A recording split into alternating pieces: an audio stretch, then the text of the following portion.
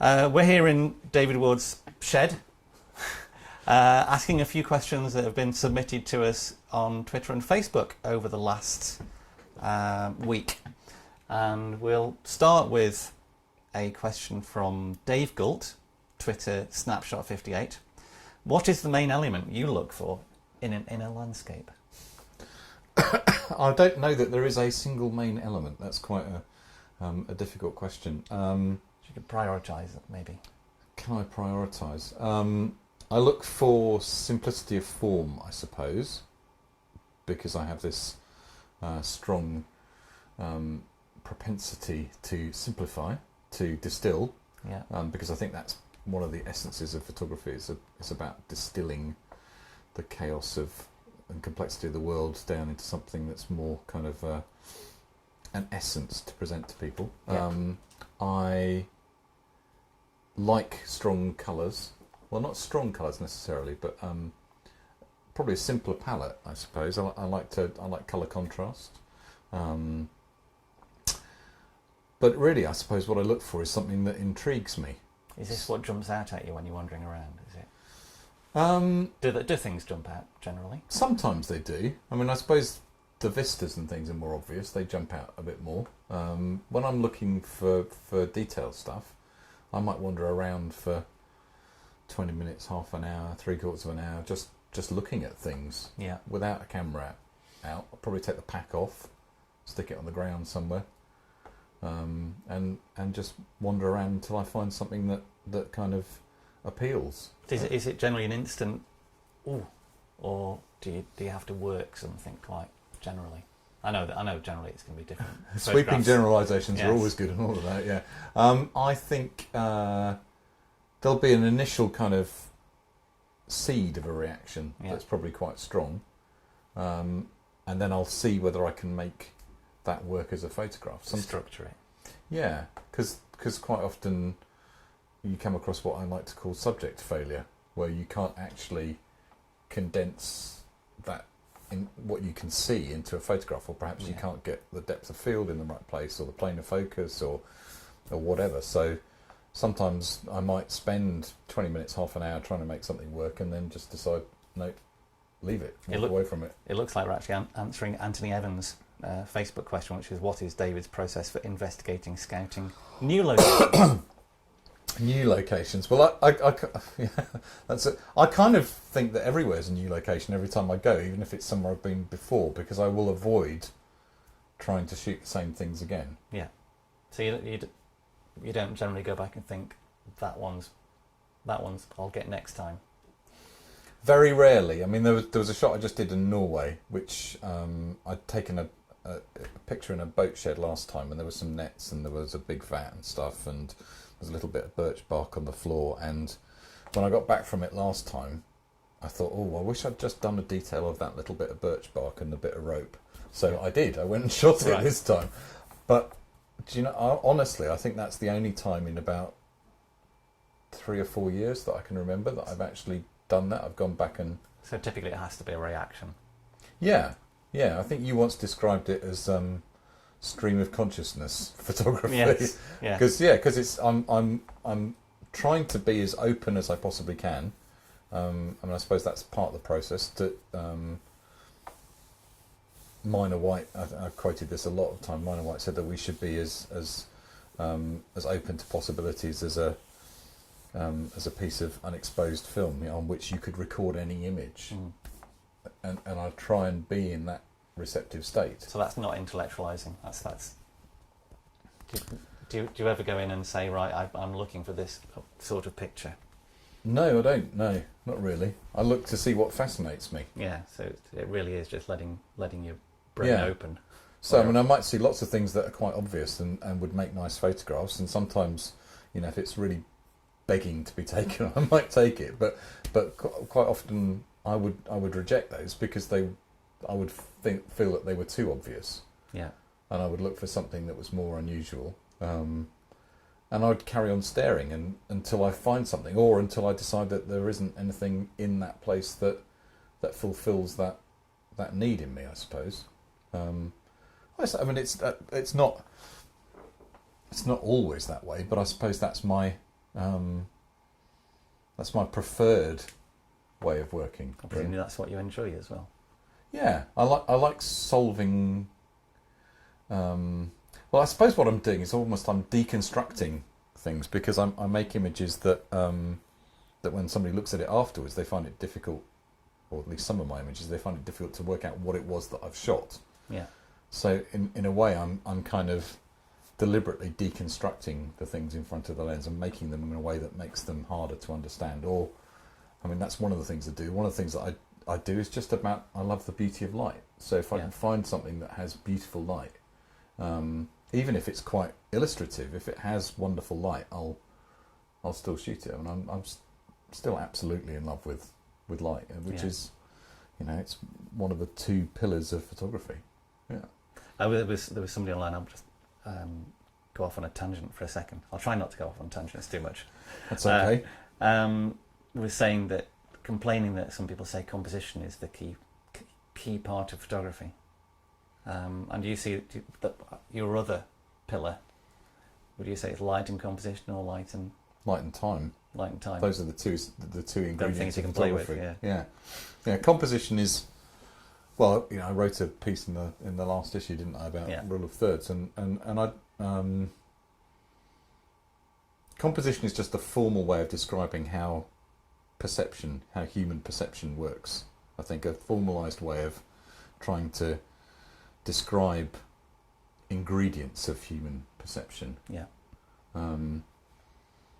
And the problem about making them rules is that then narrows the kind of choices that we present ourselves with.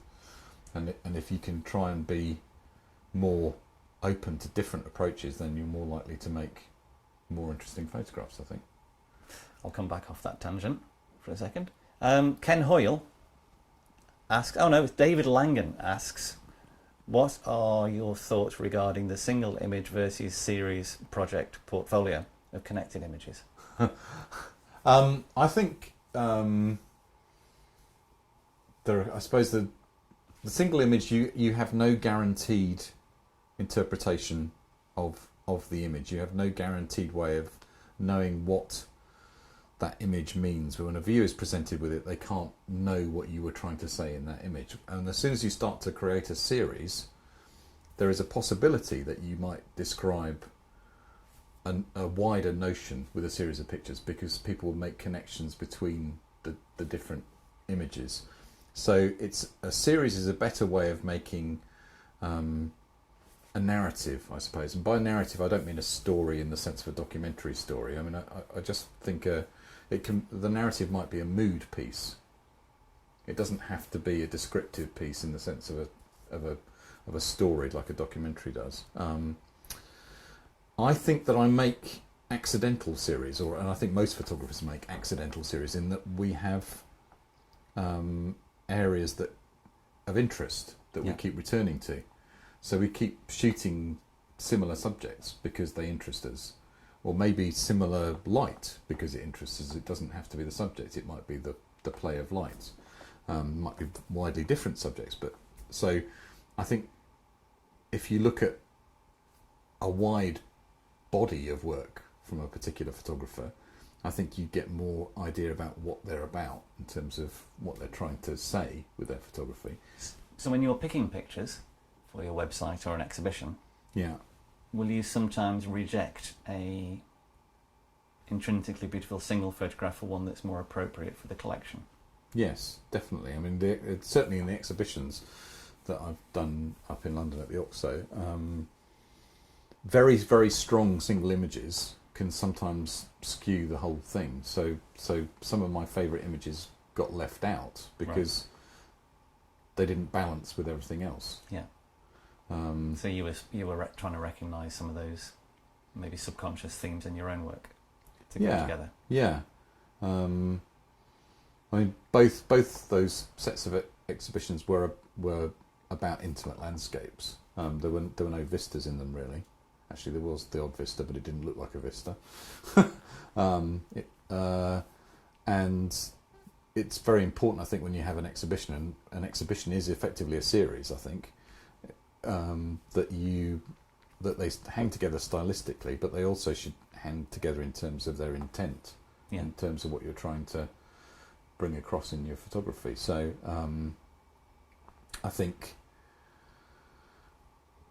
the standalone image, Joe and I refer to this thing, the curse of the masterpiece, and I think it's the thing that photographers do a lot, is that they try to make masterpieces, and I think that's probably because they look back at people, Cartier-Bresson or Ansel Adams or whatever, and you get individual images by these people which are lauded as being masterpieces. Yeah. And I think there's an ambition to make a masterpiece, and I think that there's all sorts of problems with that. I think you should just try and make the best photograph you can in any place, but I don't think that you should aspire to making the masterpiece. I don't think you can know, actually. In advance. In advance, no. And I don't think you can know, actually, when you get it back. I think it's a masterpiece is something that acquires that status over time. So this is in the same category as style, something that you can't recognise yourself. It just appears from other people's opinions and thoughts. Yeah, I don't think I can recognise my style, really. And people tell me I have a very distinctive style, but I'm not sure that I could recognise it. And I know that I have concerns, that I have particular things that attract me in the way that I work. And I suppose there are people, Joe I think said that I make images which have graphic simplicity, and I can sort of see that, but lots of other people make images like that as well. That's not the style in itself. No, the style comes from looking at a body of work. So a series of images would allow somebody to work out what somebody's style is, I suppose. Well, if you looked at a standalone image of mine and Joe's, there are circumstances where, if you didn't know the pictures, that people could mistake one of mine for his and vice versa. Yeah. It's not straightforward necessarily. I mean, I shoot vistas and Joe shoots details. You know, we both do what each other does. Yes. We're going to the next question. We got one from Ken Hoyle. Do you actively search out areas of the country in which to photograph intimate landscapes, or are the locations of those photographs defined by your need to be in certain locations for other reasons? Well, usually wherever I am, I'll find an intimate landscape. I don't go somewhere thinking this will be really good for intimate landscapes. No, I don't do it like that. I've come to realise that basically wherever I go, I can find photographs if I'm in the right mood and I'm receptive enough and my eyes are open. Then it doesn't matter. There will be something. So I don't. You know, there are places that I like to return to, places that I know have possibilities. But as I said, when I return to them, I try and do something different from the last time I was there. So, but you do recognise there are certain places that have good raw materials that may happen. Yeah, the seaside's always good. Somewhere with bare geology is always good. Yeah. It's nice and easy. Well, the seaside's great because it's different every time. Yeah, well. every time you return, the tide's come in and shifted all the furniture around, so it's nice and easy to get a different composition. Yeah. We got a question from Guy Obertin, which you probably answered in the article this issue, but the death of Velvia and the implications once the freezer runs out. We won't go in depth into it, but have you had any thoughts since the article? Yeah, well, I still feel anxious about it, I have to say. I do feel that the way I work at the moment, that Velvia is integral to the way that I make images, because I have learnt to see the way that the film sees, and the way it renders colour is markedly different from the way that digital renders colour. So I have to, whatever happens, I'm going to have to work out a new way of making images, I think. And I do feel that it's Giles Stokoe made a comment alongside the article saying that it's like painters being told that they can't use big canvases anymore. It's not just the fact that a pigment has gone. You could say that Velvia is just about the colour. It's not about that, because if colour 5/4 disappears, that's a whole way of working that's disappeared. Yeah. If if you had the choice between having an SLR type camera, whether it's film or digital, which produced Velvia colours, or using your Linhof Technicardigan, interesting, that was, say, colour neg, which was not the same colour as it, but you got to use the same hardware.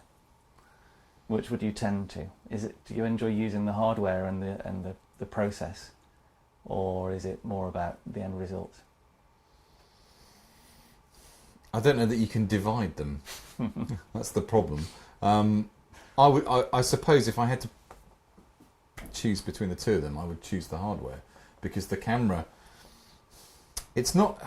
I suppose one of the things that gets levelled at photographers is that that they get obsessed with gear, but I suppose you could say I'm obsessed with gear, but it's because it's what that gear allows me to do in terms of the way I can represent the world, in terms of the way that I can change perspective and play with plane of focus, and the way it slows me down and forces me to work slowly. All sorts of factors come in when you use a 5.4 camera. There's a ritual involved in using the camera, which you don't get with other formats. Okay, you can use a medium format view camera with a digital back on it, but it doesn't. It's a very different kind of feeling working with a medium format view camera. It feels much more cramped. It doesn't feel. You have to be much more accurate with the medium format view camera. So it's not about film in any way at all. It's about you'd be happier with a digital sensor that was 5.4. Oh yeah. Than using a film. Somebody made a digital sensor that was full frame 5.4. I'd be perfectly happy to use it. Yeah. Yeah. I mean, I might moan that I didn't think the colour was quite as nice as Velvia. But that would be preferred. Well, it would just mean that I would have to do a lot more post processing, I suppose, to get it to look how I want it to look. And at the moment, I try and do the least amount of post processing that I can. I mean, in the good old days when you made wet prints, well, I never made the wet prints, but somebody made wet prints for me. That I handed that off to somebody else to deal with all of that. Now that everything is going to end up scanned one way or another, whether it's on the net or whether it's made into a print, it's got to go through a scanning process. I do wonder about that, because historically, a lot of black and white photographers didn't print their own work, and those negatives were quite interpreted by the printers. Yes, and it was a separate person who did it. And I wonder. Faye Godwin didn't print her own. She had a very good printer who did her stuff for her. Yeah. And I wonder whether that's a scope for things like digital, where you say, this is what I'm after, go do it, to somebody who is very experienced with Photoshop and colour. Yeah, I think. Well, they're huge bodies of knowledge, aren't they? I mean, it seems to me that I'm still learning about how to make pictures, and then to put on top of that I have to learn all of that technical information about Photoshop. I don't think there's enough room in my brain for all of that stuff. So well, the less time you spend doing it, the more time you spend on your photography. And I suppose I'm not inclined to do it. I do come across people who are fantastically adept at using Photoshop and who don't make very interesting photographs. And I wonder if it's because they've spent so much time learning how to use the tools that they haven't actually worked out what they're trying to say with their photography. Now, this debate that were a few issues ago about truth in photography, and one of the things that one of the guys said was, well, all of you people who want to tell the truth, that's just because you're crap at using Photoshop. And I thought that's the wrong way round. You ought to be making interesting photographs, whether you're good at using Photoshop or not. It's about whether the photograph is interesting and evocative and emotive. That's what's important. Now, to have fantastic Photoshop skills and still make boring photographs is a waste of time, as far as I can see. I need to make sure that I can make good photographs. If that means that I then hand the tranny to somebody who scans it and makes a great print out of it, because they have all of that knowledge, I'm perfectly happy with that. I'm still in a position of being an editor, because I can still say to the printer, no, I don't want it to look like that. Yeah. I want you to darken that area and lighten that area. You've got a very high level control over it rather than the low level Photoshop tweakery. Yeah. Which is what Cartier-Bresson would have done and Faye Godwin would have done. Yeah, they would have looked at a print that was presented to them and say, no, I want you to Yeah. do this, change the contrast there, do whatever, yeah. And that printer would learn what they want over time. Yeah, yeah. Next question, 'cause we're trying to get through them. Dav Thomas says, do you think photography is too limited in its creative possibilities due to the constraints of the medium? I suppose in comparison with painting, or... I was going to say, all media have constraints, don't they? Yeah. There are some things that you can't do in painting. There are some things that you certainly can't do in music that you could do with photography, for Yes. instance. So I guess he means in comparison to painting.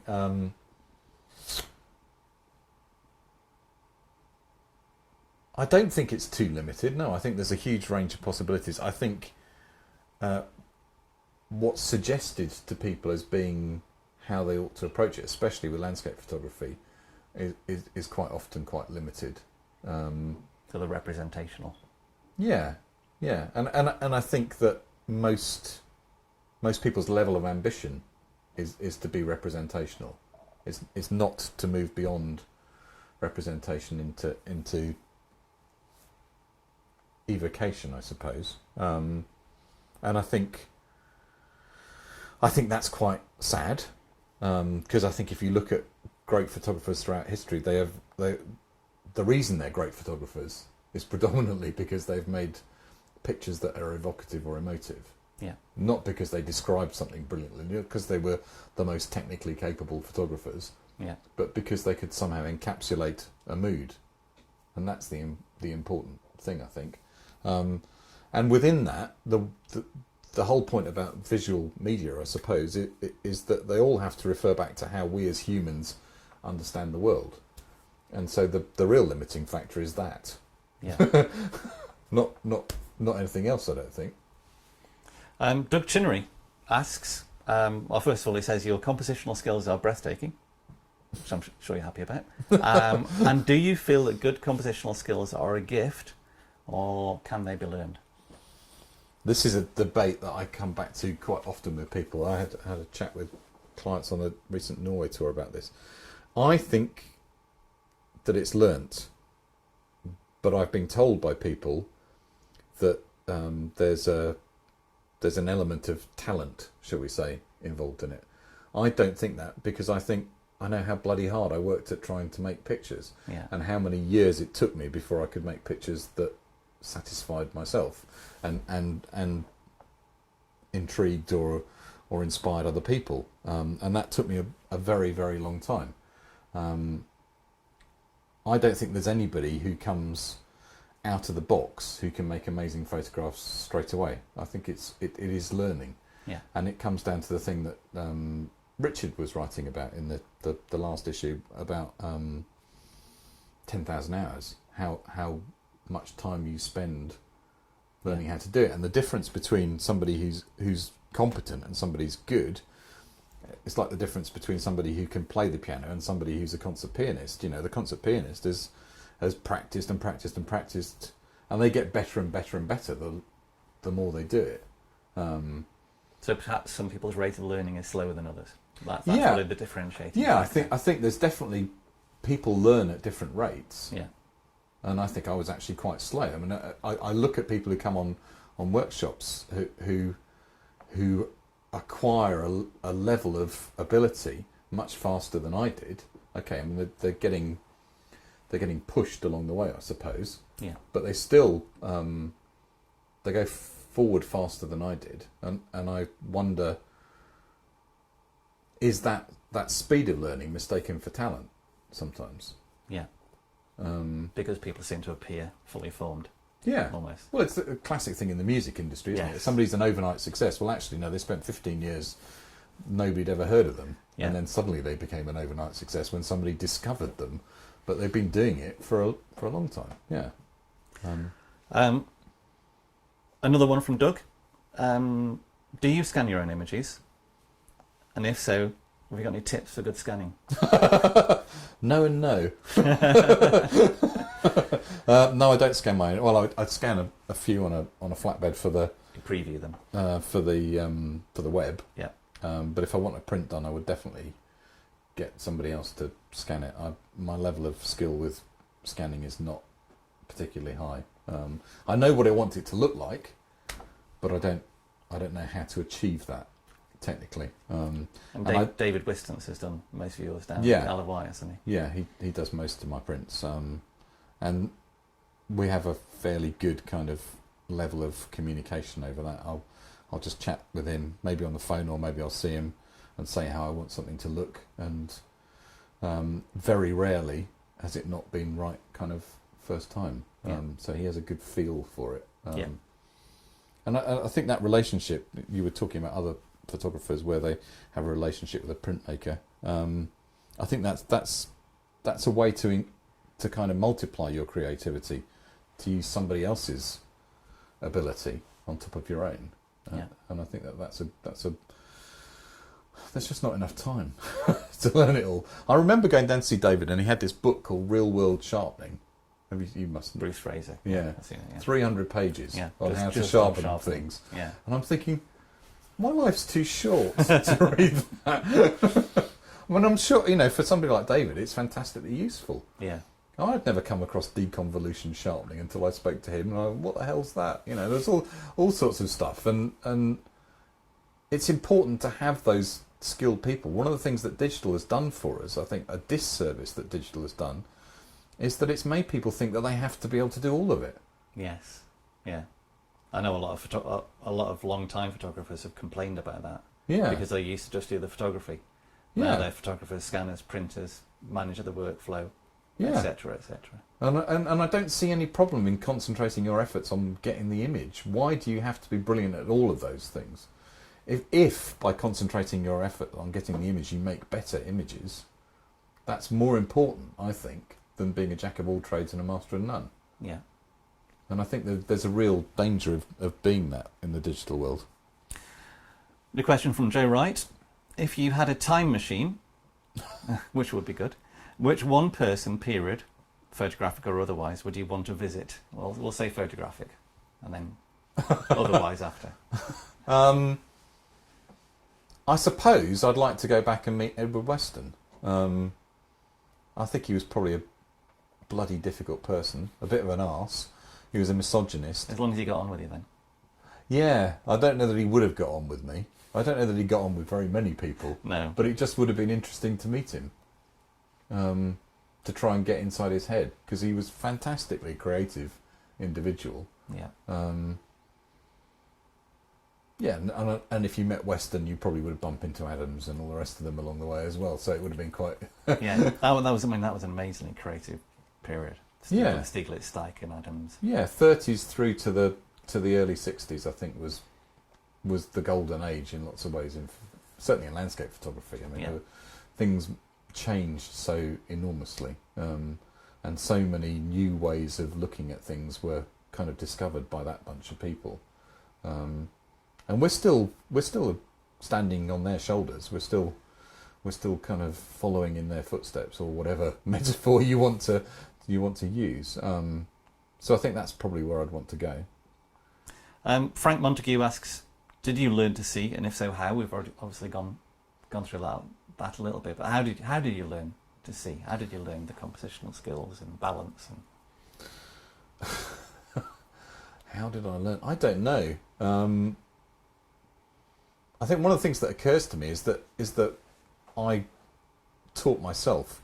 Now, in photography, nowadays there are lots of people who lead workshops and tours and things, and you can go and you can spend time with a somebody who's supposed to be an acknowledged master, and you can get hints and tips from them, or you read stuff on the net and all the rest of it. But I've very much just spent time out in my workshop, which is the landscape, learning my craft. And some of that was technical, some of that is kind of trying to match what you see to what you can render.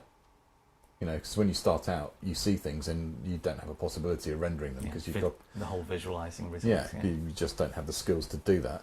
And some of it is just teaching yourself to take the time to really look at things. There's another quote that I bring up quite a lot from Bill Brandt, which is people most people see what they expect to see.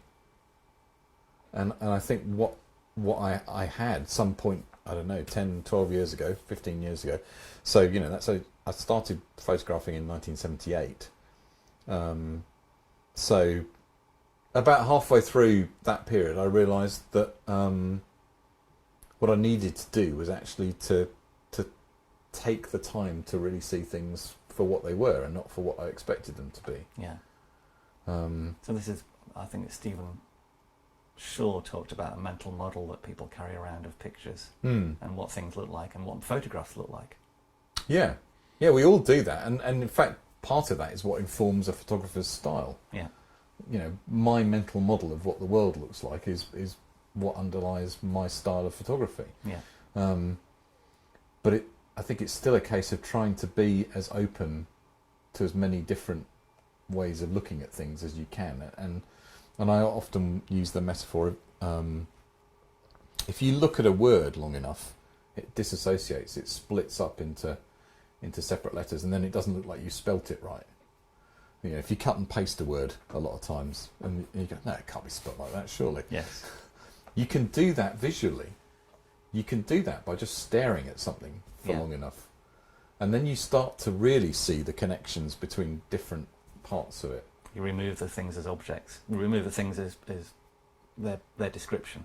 A tree's no longer a tree and fern's no longer a fern. They're just patterns and I think it's about moving away from language, because I think more often than not what we do is we look at things and we just attach a linguistic label to it. That's a tree. I know what a tree looks like. I've got a library of trees in my head. But actually what you need to do is to make it come apart into the letters, say, into the individual elements, and so that you can study those separate from the label a tree. In fact, it's more than that. It's moving away from language. It's moving into a realm where you're just looking at it as tones and shapes and contrast and light and all of those pure things that are to do with photography. And that's why it takes time to get into a location, presumably, because you're trying to do the same with the word on the page. You're trying to read it again and again and again until it does that. Yeah, you're looking at things again and again and again till something, I don't know how to describe it. It's almost like something clicks inside my head and suddenly it's not that thing. Yes. It's something that I can photograph. It's the basis for a photograph. Did you refer to other photographers when you were starting? Would you say that some of your mental model of pictures probably were drawn from Weston or Minor White or whoever? I came across them when I did my degree, but I actually think the first 10 years or so that I was working, because I was working in a very commercial environment, I almost sort of forgot about them. Yeah. And I was having to produce illustrations basically. I'm working for book publishers or magazine publishers, and what they want is illustrations. They don't want images that are transcendent in the way that I try and make images now. They wouldn't be interested in that at all. No. Well, presumably cars were quite good, because you can only do so much things with a car as a car. So the angle you shoot it from and the way you use the shapes of the car. Well, yeah, when we're working as an assistant for car photographers, yeah. Well, I think that Joe and I both did that, and I think the real thing that we both got out of that was a fundamental understanding of light. Yeah. Because effectively you're photographing a mirror. Yeah. So you have to work out how light plays across it. And it's all about bounce light, which I think really reflects into the way that I work in the landscape. I do use direct light, but more often than not, it's indirect light. It's what Joe refers to as borrowed light. Yes. So it's something reflected, or it's in overcast conditions where it is reflected. Then it's reflected off a cloud, or it's reflected off a canyon wall, or it's a different quality of light, and that's the sort of light that actually you use when you're photographing a car. Because if you put direct spotlights on the car, you'd have highlights all over it. So the only direct light on a car that we ever put on was little, what they called snoots, where you put a little spot on the wheels to make the wheel trims look nice. That's the only thing that was ever direct. I think we're on to the last couple of questions. Guy Obertin just posted 3 minutes ago saying, any new photographers you take inspiration from, or that you look at and go, ooh?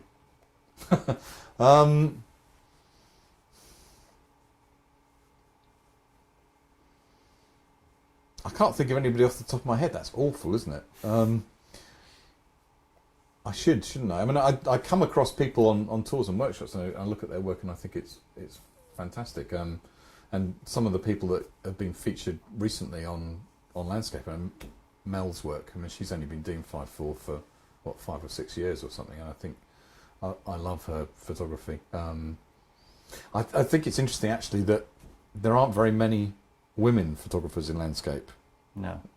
Mel and Anna come to mind, but the ones that I come across, I think are actually, in some ways, they're much more intuitive than most male photographers. They don't seem to have the same mental model of what a picture should look like.